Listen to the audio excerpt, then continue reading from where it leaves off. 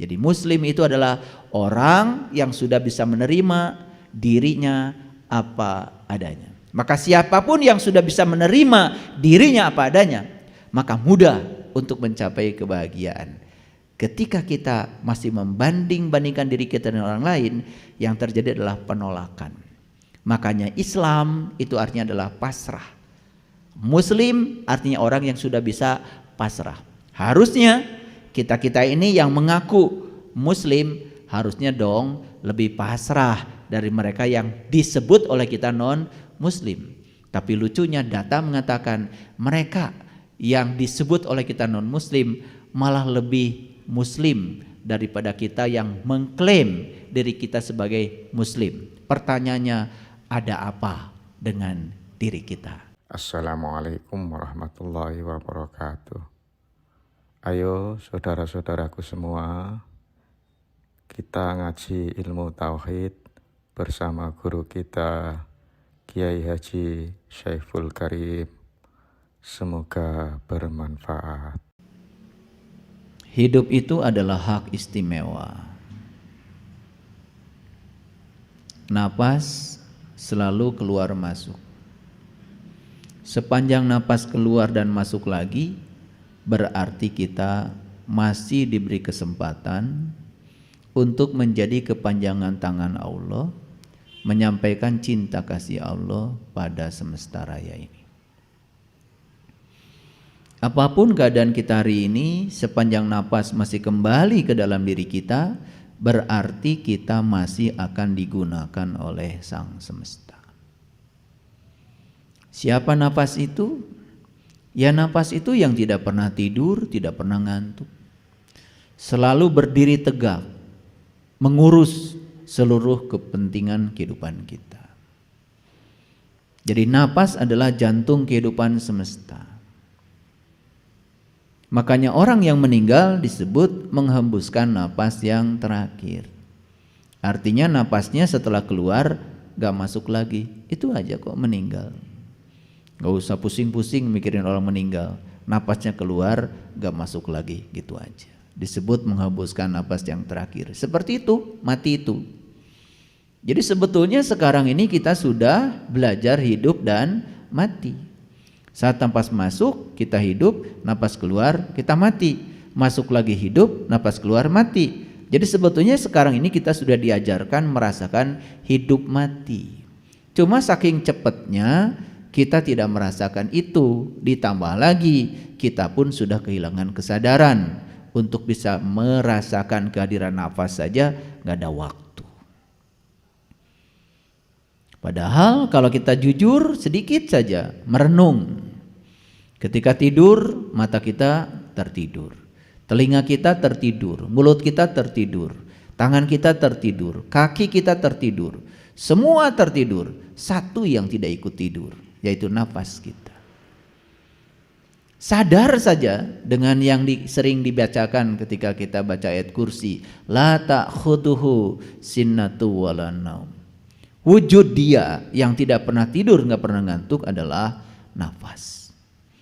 Oleh karena itu mari kita bersyukur hari ini kita masih digunakan Sang Semesta untuk melanjutkan proses belajar di ruang kehidupan ini. Kita puji dia bersama-sama membaca hamdalah. Alhamdulillahirabbil alamin. Mari kita sapa asma Allah dengan kelembutan dan cinta seraya membaca basmalah.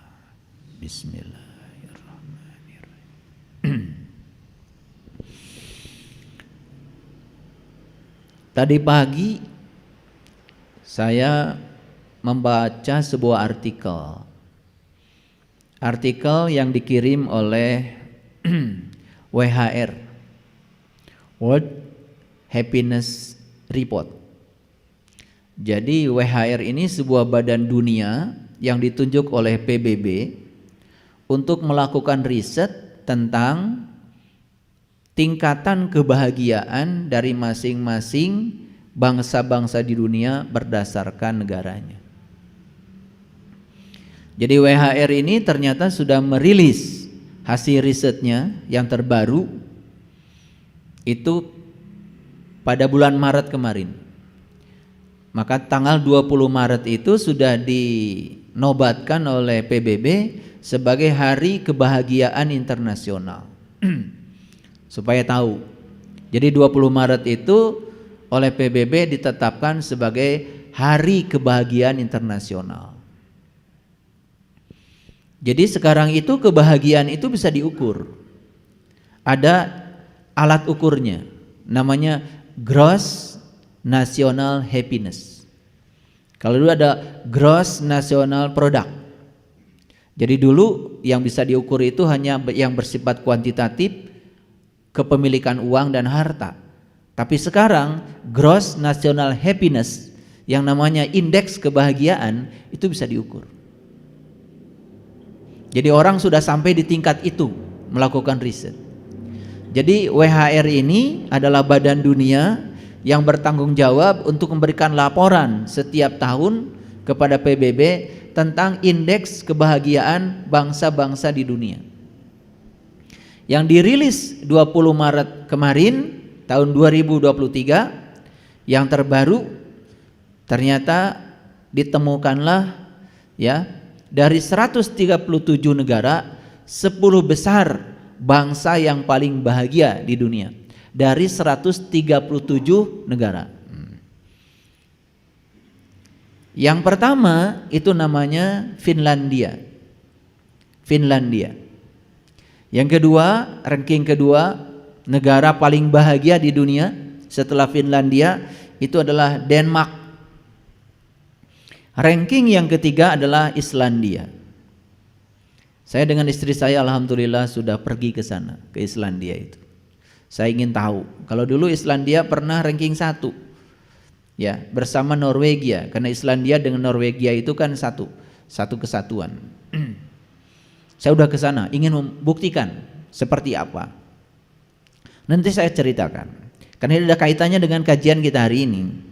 Jadi kajian kita hari ini saya beri judul, biarkanlah Allah menggunakan kita untuk tujuannya.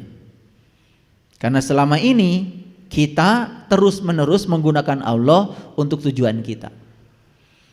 Sekali lagi, selama ini kita terus-menerus menggunakan Allah untuk tujuan kita.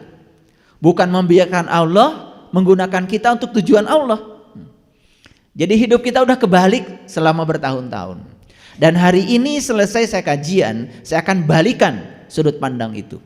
Dan saksikan kalau kita bisa membalikan sudut pandang hari ini, setelah ini, percayalah sama saya, disitulah kita akan menemukan kebahagiaan.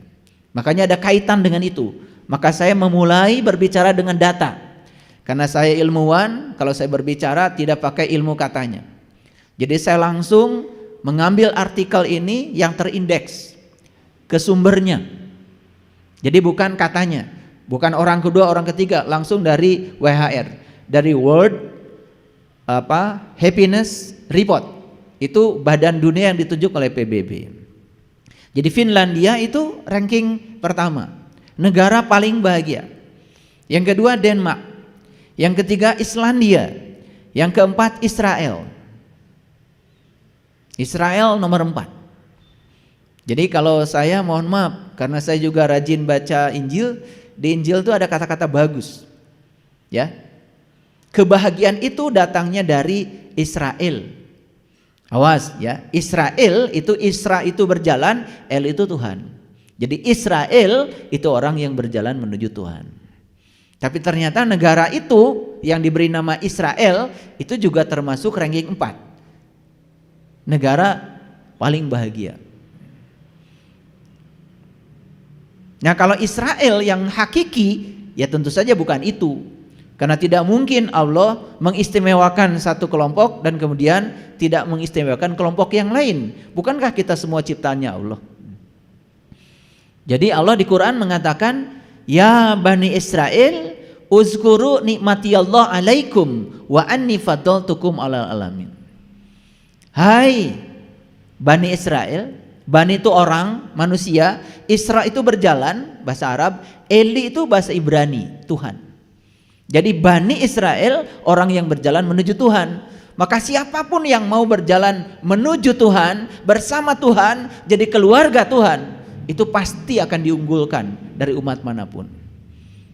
Makanya Bani Israel di Quran itu yang paling banyak ceritanya. Dari surat Al-Baqarah, ya semua surat-surat yang diturunkan di Madaniyah yang panjang-panjang itu semua cerita Bani Israel. Termasuk Quran surat Al-Isra, ya surat yang ke-17. Itu kan cerita perjalanan Isra. Yang Isra itu abdihi. Dan siapa abdi? Siapa saja yang mau mengabdikan dirinya kepada Tuhan, itu abdihi. Jadi abdihi itu bukan satu orang, banyak. Tergantung kita mau nggak memperjalankan diri kita kepada Tuhan. Makanya perjalanan setiap manusia itu minal masjidil haram ilal masjidil aqsa. Masjidil haram itu tempat asal kita, yaitu rahim ibu kita, itu hakikatnya. Masjidil aqsa, aqsa itu bahasa Arab, artinya jauh. Masjid itu artinya tempat. Masjidil aqsa artinya tempat yang jauh, sejauh kalian mencari. Di mana kalian bertemu jati diri, itulah Masjidil Aqsamu secara hakikat. Makanya perjalanan kita semua sama. Minal Masjidil Haram ilal Masjidil Aqsa. Makanya orang tua kita menggambarkan perjalanan itu dari Mas Kumambang sampai Pucung. Mas Kumambang itu masa mengambang di rahim ibu. Itulah hakikatnya Masjidil Haram. Makanya setelah mengambang 9 bulan 10 hari, maka kita datang ke dunia ini karena kita diutus oleh semesta ke dunia ini untuk menjadi khalifah. Khalifah itu bukan pemimpin, khalifah itu penjaga. Jadi kita ini sekarang ditugaskan oleh Allah datang ke dunia untuk menjadi penjaga dunia. Karena dunia ini bukan warisan buatmu, tapi dunia ini adalah titipan dari Allah buat anak cucumu. Salah memanai itu kacau jadinya. Makanya banyak orang yang mengeksploitasi semua kekayaan dunia ini hanya untuk kepentingan pribadi, melupakan generasi yang akan datang. Padahal khalifah bukan pemimpin, khalifah itu artinya penjaga. Kita dititipi semesta ini untuk kita jaga, karena semesta bukan warisan buat kita, tetapi ini titipan buat anak cucu kita. Makanya orang-orang yang cerdas memikirkan, nanti anak cucu kita lahir 100 tahun, 1000 tahun yang akan datang, bagaimana bumi ini supaya tetap terjaga.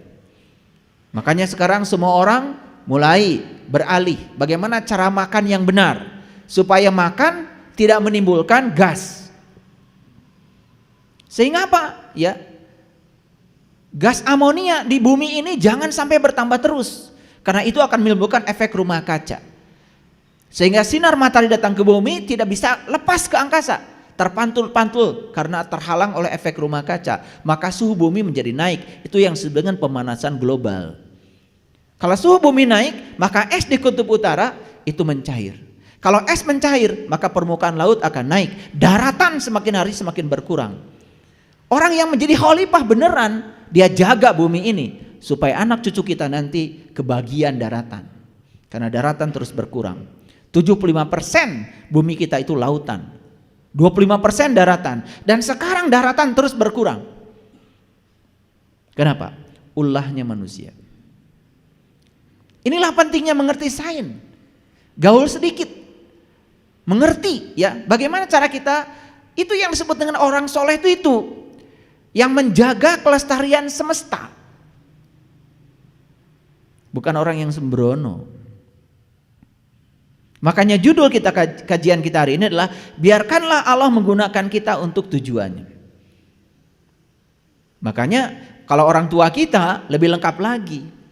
Dari Mas Kumambang sampai Pucung itu perjalanannya step by step dijelaskan. Masa mengambang di rahim, kemudian turun ke bumi lewat mijil rahim seorang ibu. Dilanjutkan dengan sinom, masa lucu. Lanjut dengan kinanti, masa mencari jati diri.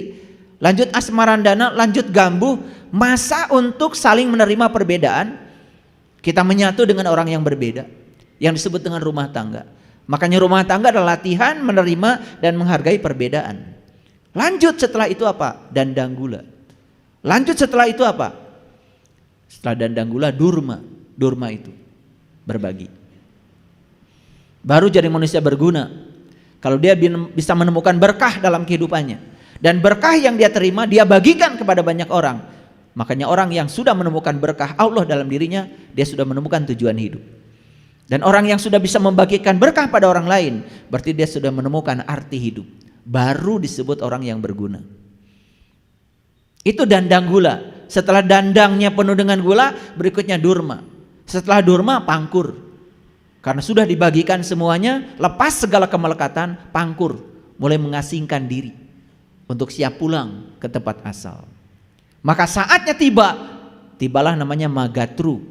Magatru itu pegatruh, di mana ruh dengan tubuh berpisah lagi. Setelah magatru, puncaknya adalah pucung. Pucung itu pocong.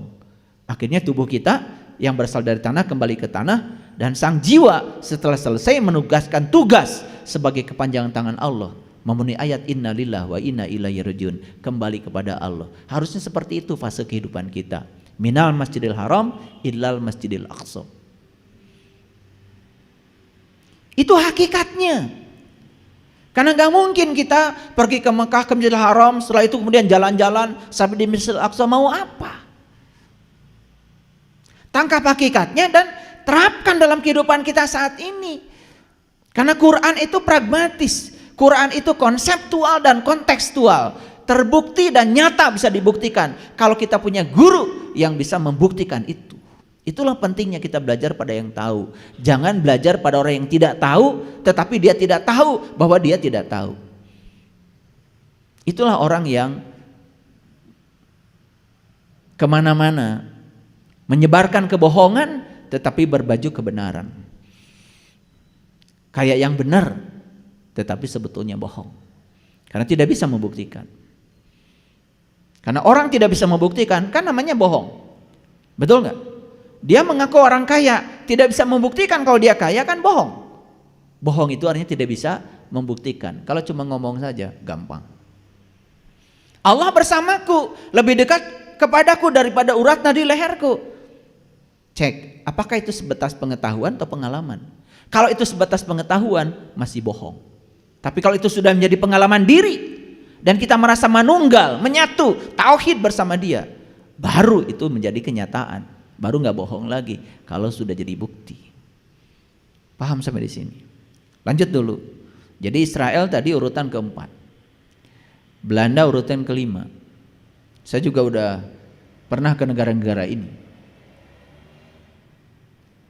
Bahkan di Belanda itu ya penjara itu nggak laku. Bahkan penjara itu di sana banyak dijadikan rumah ibadah. Ada yang dijadikan gereja, ada yang dijadikan masjid bahkan. Karena saya punya teman di Belanda. Nah, kebetulan dia sudah jadi murid saya sekarang. Dia pernah masuk Islam karena agama yang sebelumnya adalah Protestan. Dan saat itu dibimbing oleh seseorang untuk membacakan syahadat. Setelah baca syahadat kemudian diajarkan doa-doa. Pusing dia karena semua doanya katanya bahasa Arab. Dia balik lagi ke Eropa dan meninggalkan agama yang barunya itu, balik lagi ke agama lamanya. Alhamdulillah ketemu saya.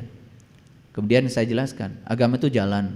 Apapun jalanmu gak masalah, yang penting kamu tekun di jalan. Silahkan tentukan mau pilih jalan mana. Dan dia mengatakan, tolong diajarkan, kira-kira saya bagusnya jalan yang mana. Saya bilang agama yang terbaik adalah agama yang mengantarkan pemeluknya menjadi lebih baik. Itu aja yang paling penting. Tapi dia memilih jalan Islam. Kalau gitu, yuk saya tunjukkan. Begitu saya ajarkan. Saat itu dia bergetar dan menangis. Kenapa dulu ya, waktu saya baca syahadat yang pertama, saya kok tidak menangis, tidak ada getarannya, tidak ada rasanya. Ya iya, kamu kan cuma membaca saja. Bersaksi tetapi tidak menyaksikan. Oleh saya dibalik, menyaksikan dulu baru kamu bersaksi. Kan Nabi Muhammad juga membimbing orang-orang saat itu memasuki Islam begitu dulu. Diajak untuk menyaksikan baru bersaksi. Kalau menyaksikan kan alatnya mata. Kalau bersaksi alatnya mulut kan. Mulut ini hanya bisa berbicara kalau ada info dari mata. Tapi tentu saja urusan spiritual tidak ada kaitan dengan mata ini. Maka di Quran dikatakan fa innaha la ta'mal absyar walakin ta'mal qulubul lati fis sudur. Gunakan mata kesadaranmu. Itulah yang disebut dengan mata kolbu. Itu yang namanya mata jiwa. Laqad ja'akum basyairum mir rabbikum. Telah datang bagi kalian semua al-basyair, penglihatan kolbu. Untuk kalian semua sudah diberi penglihatan itu.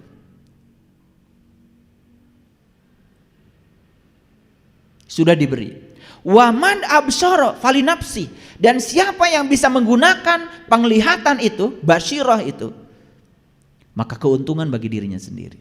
Waman amiya fa'alaiha. Dan siapa yang tidak bisa menggunakan penglihatan itu, maka kerugian bagi dirinya sendiri. Ini info dari Al-Quran bahwa sebetulnya semua manusia sudah dikasih basyirah, penglihatan kolbu. Siapa yang bisa menggunakannya, keuntungan bagi dirinya. Dan siapa yang tidak bisa menggunakan, kerugian juga bagi dirinya. Inilah pilihan. Silakan, itu Quran kok, jelas sekali. Bahkan di Quran dikatakan urusan spiritual tidak ada kaitannya dengan mata ini.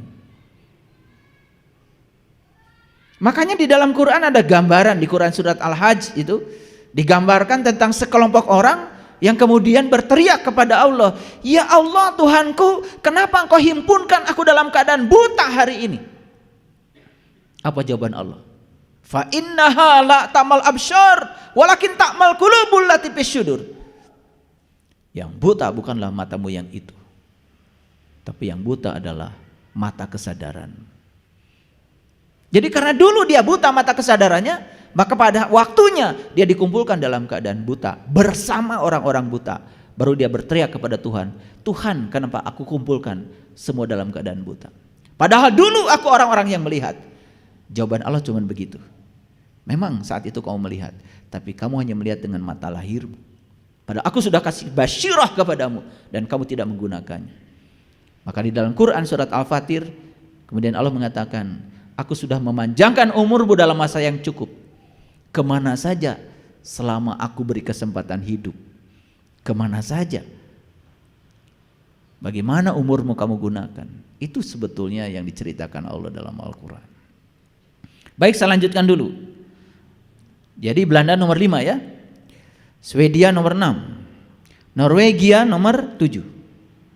Jadi Islandia, Norwegia itu dua-duanya masuk di 10 negara bahagia, itu satu rumpun. Swiss nomor 8, Luxembourg nomor 9, dan Selandia Baru nomor 10. Nah, ada dua ya. Ada negara yang paling bahagia, ada negara paling islami. Ada lagi riset yang kedua, negara paling islami. Yang menarik, negara paling islami pun masih ada di 10 negara ini. Termasuk Selandia Baru, negara paling islami. Padahal penduduknya mayoritas tidak beragama Islam. Luar biasa bukan? Ya, ada irisan. Kalau saya bahas hasil riset ini, habis judul ini tidak akan selesai. Nah, mungkin ada yang tanya, apa kabar Indonesia? Nah, saya mau kasih tahu. Ini karena hasil riset, jadi saya tidak ada yang tutup-tutupi, tidak usah malu, karena ini sudah dipublish. Singapura nomor 25 indeks kebahagiaannya. Malaysia nomor 55. Thailand nomor 60. Vietnam nomor 65. Filipina itu nomor 76. Indonesia nomor 84. Dari 137 negara. Jadi kita ini dengan negara tetangga saja jauh. Filipina saja nomor 76. Kita nomor 84. Nah, baik. Sebetulnya apa sih indikator yang menentukan negara itu disebut negara bahagia? Nah, saya tidak akan bicara terlalu detail ya hasil risetnya, karena nanti saya jadi presentasi hasil riset. Tetapi ada 6 indikator. Yang pertama adalah dukungan sosial, interaksi sosial, gitu. Jadi negara-negara yang paling bahagia itu konflik sosialnya sangat minimalis. Dan ini cocok dengan hasilnya riset Profesor Masaru Emoto. Ketika seseorang jiwanya kotor, maka kecenderungan mentalnya juga akan menjadi buruk. Dan orang yang jiwanya kotor, mentalnya buruk, itu hubungan sosialnya biasanya terganggu. Karena konflik keluar itu akibat konflik di dalam. Jadi semua orang yang masih punya konflik di luar, sebutnya konflik itu dengan dirinya sendiri. Jadi kalau orang masih bermusuhan dengan orang lain, sebenarnya karena dia belum selesai dengan dirinya sendiri, berarti belum bahagia. Jadi kalau saya kaitkan dengan riset-riset dari seluruh dunia, ini jadi nyambung semuanya. Ternyata penyebab simptom itu penyakit fisik, itu 90% dari 3. 50% dari jiwa yang kotor, 25% dari mentalitas yang bobrok, 10% hubungan sosial yang terganggu. Bayangkan ya. Jadi kalau jiwa kotor, mentalitas kotor, kemudian hubungan sosial terganggu, itu sudah pasti sakit fisiknya. Jadi tidak usah cari-cari alasan kenapa Anda sakit. Periksa saja yang 3, itu pasti cocok. Karena ini hasil riset. Makanya sekarang di seluruh dunia orang berusaha untuk menyembuhkan simptom penyakit yang ada di fisik ini, tidak dengan cara menyelesaikan akibatnya, tapi cari sebabnya. Itu yang disebut dengan pengobatan holistik. Jadi kalau ingin sehat fisik kita, bersihkan aja jiwamu. Gitu. Jadi kalau ingin sehat tubuh fisik kita, bersihkan jiwamu. Jiwa yang bersih akan berpengaruh pada mental yang bersih, pikiran yang bersih. Jadi ini hasil riset ya. Jadi oleh karena itu saya mulai dari data. Hari ini saya mulai dari data. Dan saya bicara data berdasarkan riset. Jadi pertama itu dukungan sosial. Itu indikator yang pertama. Interaksi sosial mereka bagus. Saling menghormati, saling menghargai. Terutama menghormati dan menghargai perbedaan. Yang kedua itu adalah penghasilan. Jadi kalau bicara penghasilan berarti berbicara tentang pendapatan per kapita. Yang ketiga kesehatan. Kalau bicara kesehatan pasti berbicara tentang harapan hidup kan? Harapan hidup. Jadi harapan hidupnya lebih panjang. Makanya harus sehat ya. Belajar spiritual sakit-sakitan. Katanya belajar agamanya udah tingkat tinggi, tetapi darah tinggi juga, kolesterol tinggi, tingkat tinggi, gula darah tinggi, lemak darah tinggi. Ini ada apa? Itu artinya proses pengendalian ini aja, nih gak berhasil. Karena sebetulnya yang membentuk tubuhmu itu ya mulutmu. Kalau ini gak berhenti nyapek, ya udah bentuk tubuh nggak karu-karuan, perut jadi nggak karuan, betul nggak? Iya, makanya saya tidak mau ada murid-murid saya nggak langsing ya.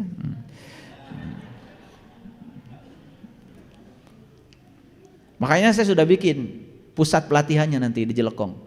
Jadi saya suruh nanya aja nanti ya. Udah ada tempat latihannya. Pokoknya harus ramping. Ya. Enggak apa-apa tubuh ramping, tapi dompet gendut. Ini dompetnya ramping, tubuhnya gendut. Banyak penyakit. Jadi yang ketiga itu kesehatan. Yang keempat nih yang penting, kebebasan. Kebebasan untuk menentukan pilihan hidup. Itu indikator kebahagiaan nomor 4 yang diukur. Jadi negara-negara yang tingkat kebahagiaannya tinggi karena mereka sudah bebas menentukan pilihan hidup. Artinya mereka sudah sukses menjadi dirinya sendiri. Nah kita ini masih sibuk menjadi orang lain. Betul apa tidak? Iya. Jadi kalau istilah orang bijak itu kita masih dalam kawanan domba, belum jadi singa. Makanya 1 jam saja kamu jadi singa, lebih mulia, lebih bagus daripada puluhan tahun kamu jadi kawanan domba. Domba itu abring-abringan, batur kitu ngilu kitu, batur kieu ngilu kitu, eta domba. Yang di sini mah bukan.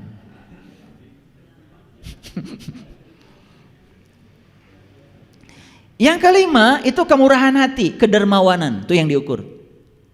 Jadi negara-negara yang indeks kebahagiaannya tinggi itu karenanya mereka memberi itu mudah. Kedermawanan. Ternyata WHR menentukan kedermawanan sebagai indikator kelima untuk menentukan kebahagiaan. Dan yang keenam adalah ketiadaan korupsi. Maaf ya, di negara kita ini korupsi sudah di segala aspek kehidupan. Memberantasnya menjadi sangat sulit.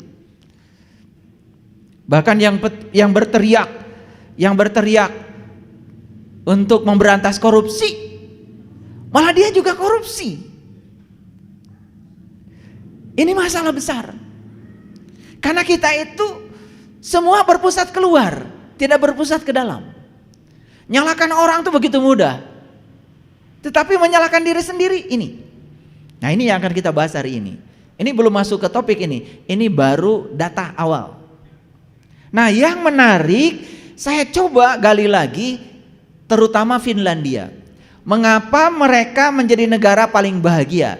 Ternyata di samping 6 indikator yang tadi, 6 indikator, ada 3 tambahannya yang dimiliki Finlandia. Yang pertama, ya, mereka itu masyarakatnya tidak tertarik mengambil sesuatu yang bukan haknya. Itu yang membuat mereka bahagia. Karena semua orang yang suka ngambil hak orang lain tidurnya nggak nyenyak. Jangan dikira bahwa koruptor itu tidur nyenyak. Hese sare.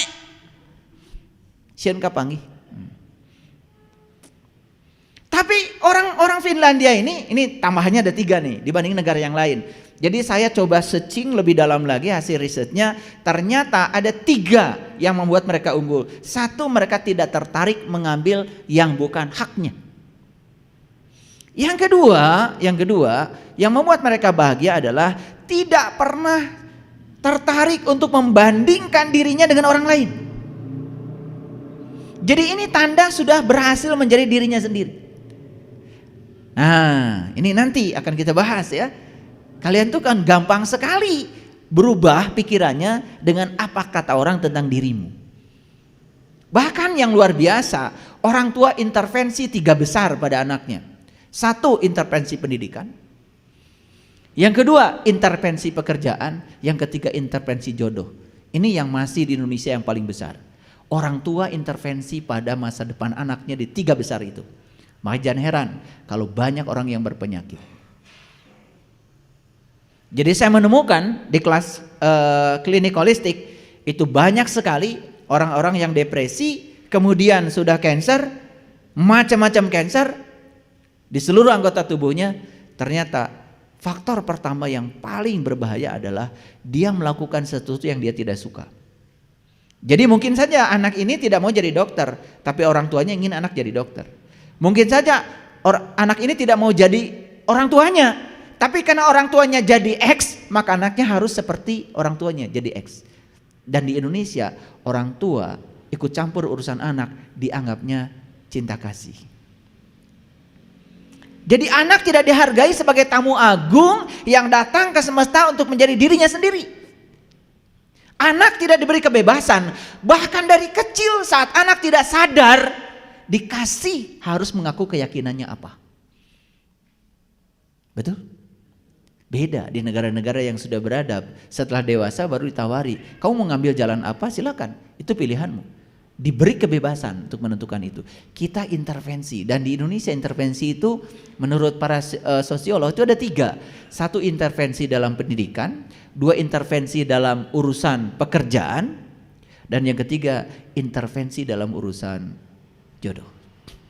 Bayangkan kalau jodoh saja sudah diintervensi, bagaimana mereka bisa menyelesaikan karmanya? Nah, kalau saya bicara ini lebar lagi, kan itu bukan topik kita. Jadi saya batasi ya. Tetapi ini data-datanya perlu diketahui. Yang ketiga yang menyebabkan Finlandia menjadi negara paling bahagia, mereka ini tidak mengabaikan alam. Dan mereka sangat dekat dengan alam. Makanya di komunitas kami ini ya, setiap periode tertentu pasti ada acara ke alam. Makanya tempo hari saya mengajak ya para sahabat semuanya ke Candi Hijau, ke Candi Boko, saya mengajak ke Gunung Merapi. Dan kemudian di situ kita melakukan meditasi, ya. Hanya meditasi pohon saja. Pada menangis semua tersungkur. Kenapa? Melihat pohon dengan kesadaran berbeda dengan melihat pohon tanpa kesadaran. Ternyata di pohon itu ada energi halus yang lembut, yang hidup, yang menghidupi pohon. Dengan kesadaran yang tinggi bisa melihat energi lembut itu. Di situ kita bisa menemukan Allah. Di situ kita bisa menemukan Dia, Sang Maha Pencipta. Maka kemanapun kamu memalingkan wajah, di situ kamu akan melihat wajahnya. Sekali lagi kesadaran. Nah, apa kesimpulan besar dari riset ini? Jadi ternyata 3 yang disebutkan tadi, kelebihan orang Finlandia. Yang pertama, tidak mengambil hak orang lain. Yang kedua, tidak membandingkan. Yang ketiga, tidak mengabaikan manfaat alam. Titik beratnya ternyata yang nomor 2, tidak membandingkan. Jadi artinya mereka sudah bisa menerima diri mereka apa adanya. Itu yang disebut dengan muslim. Jadi muslim itu adalah orang yang sudah bisa menerima dirinya apa adanya. Maka siapapun yang sudah bisa menerima dirinya apa adanya, maka mudah untuk mencapai kebahagiaan. Ketika kita masih membanding-bandingkan diri kita dengan orang lain, yang terjadi adalah penolakan. Makanya Islam itu artinya adalah pasrah. Muslim artinya orang yang sudah bisa pasrah.